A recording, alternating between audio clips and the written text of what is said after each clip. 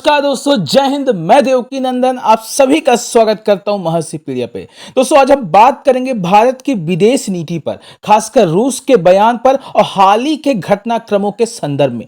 क्या भारत की विदेश नीति वाकई मजबूत है? क्या भारत के पास सच में कोई क्लोज अलाय है? और अगर पड़ोसी देश मिलकर भारत पर हमला करें तो क्या होगा? वीडियो को अंत तक जरूर देखें, क्योंकि यह मुद्दा हर भारतीय के लिए बेहद अहम है।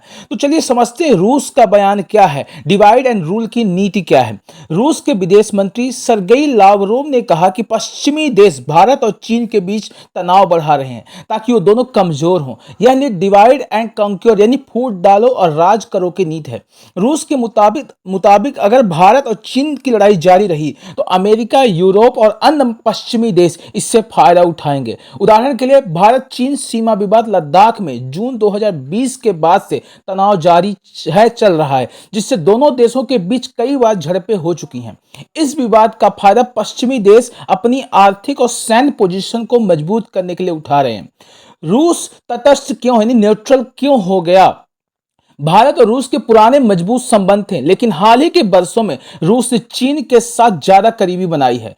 आर्थिक प्रतिबंधों, वैश्विक दबाव के कारण रूस को अपने रिश्ते सावधानी से संभालने पड़ रहे हैं। अतः रूस अब भारत के समर्थन में खुले तौर पर नहीं आता, बल्कि संतुलित नीति अपनाता है, न्यूट्रल पोजीशन रखता है, जो भारत रखा था अभी रिसेंट में।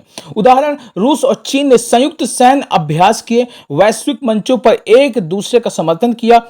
भारत के लिए यह चुनौती, क्योंकि उससे सबसे पुराने दोस्त का खुला समर्थन नहीं मिल पा रहा है। यह सबसे बड़ी चुनौती है।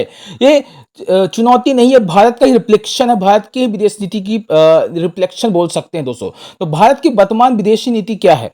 भारत की विदेश नीति का आधार स्ट्रेटेजिक ऑटोनॉमी है, यानी कोई देश पर पूरी तरह निर्भर न रहना। भारत के मल्टी अलाइनमेंट अपनाई है, जैसे कई देशों से दोस्ती, लेकिन कोई गहरा सैन्य गठबंधन नहीं। रूस से हथियार खरीदना जारी है। भारत के हथियारों का लगभग 70% रूस से आता है।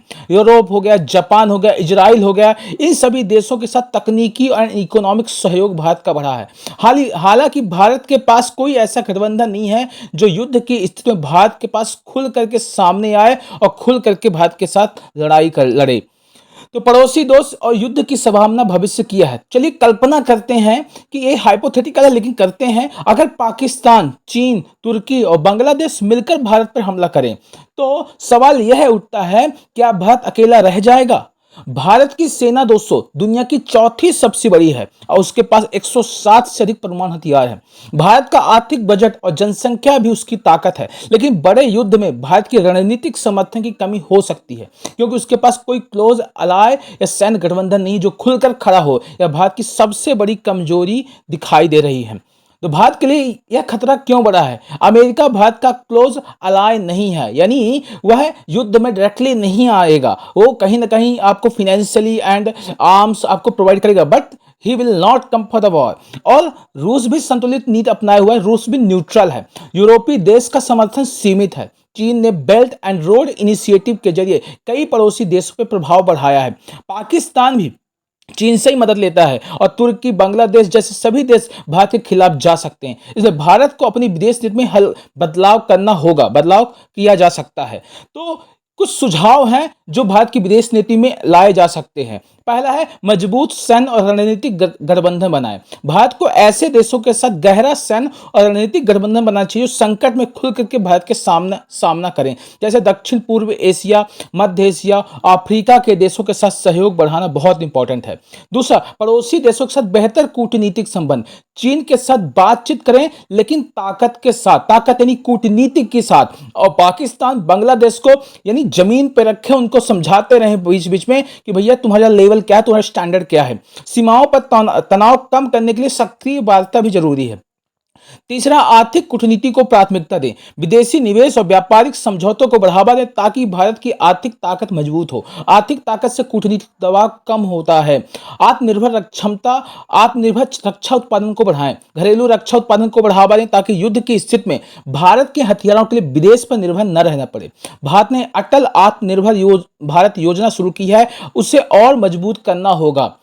लास्ट नेक्स्ट है साइबर एंड खुफिया साझेदारी बढ़ाएं। आतंकवाद, साइबर हमले और गुप्त हथियारों से निपटने के लिए अंतर्राष्ट्रीय साझेदारी बहुत जरूरी है। नेक्स्ट है एंड वेरी इंपॉर्टेंट, नई टेक्नोलॉजी और आधुनिक हथियारों पर जोर। भारत को उच्च तकनीकी के हथियारों और रक्षा प्रणाली को विकसित करना बहुत आवश्यक है दोस्तों।